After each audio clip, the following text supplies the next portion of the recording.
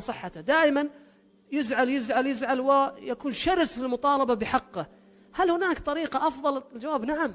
ليس بالضرورة أن يكون لديك عنف في المطالبة بالحقوق، لكن من الناس من يكون لديه صراحة وسماحة، وهذا هو المصلح. هذا هو المصلح. يجي يقول له تعال، أنا ما طلبت هذه، بكل هدوء، بكل هدوء يمارس حقوقه بكل هدوء. أنا ما طلبت هذه، بس يصارح أنا ما طلبت هذه. فإذا ممكن تغير غير.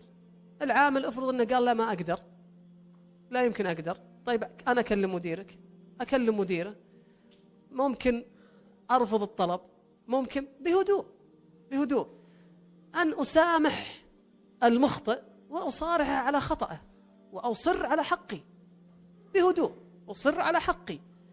هذا النوع هو المصلح القوي، المصلح قوي مصلح، عبر بطريقة مؤدبة. قاعدته وشعاره الإفصاح للإصلاح، الإفصاح للإصلاح. أنا أذكر مرة مرات طلعت وقفت في مكان معتاد أني أوقف عنده، عند المطار مخرج 7، ودائما أخذ تاكسي إلى المطار. في كل مرة أروح ب50 ريال، في كل مرة، يعني ما فيها كلام، أعرف المنطقة جيدا أو المسافة. ركبت مع التاكسي هذه المرة وكان يكلم بالجوال، فما تفاوضت معه، ما تفاوضت معه. وهذه من الأخطاء اللي يقع فيها ضعيف توكيد الذات. ضعيف توكيد الذات ترى يبدأ أي عمل دون اتفاقات.